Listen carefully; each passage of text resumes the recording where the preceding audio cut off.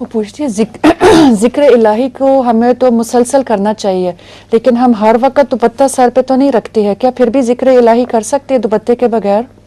नहीं, दुपट्टा के बगैर भी कर सकते हैं, लेटे लेटे भी जो आँख खोले कर सकती हैं, उसके लिए दुपट्टा लेना ज़रूरी नहीं है।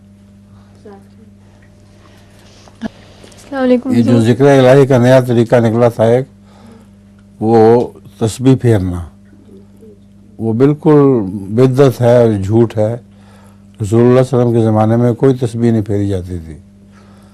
और ऐसे लोग भी देखे हैं हमने, पीर बने हुए, जो तस्बीह फेरते जाते हैं और गंदी गालियाँ भी देते जाते हैं, बहुत बकवास करते जाते हैं और साथ तस्बीह फेर रहे हैं।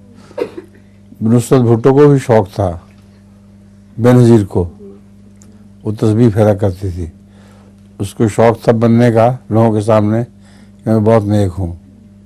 अल्लाह बेहतर जानता वो क्या थी, मगर बहरहाल तस्बीह तो मैंने खुद देखा है, उसको बाहर जलसे में निकली हुई है और हाथ में तस्बीह पकड़ी हुई है।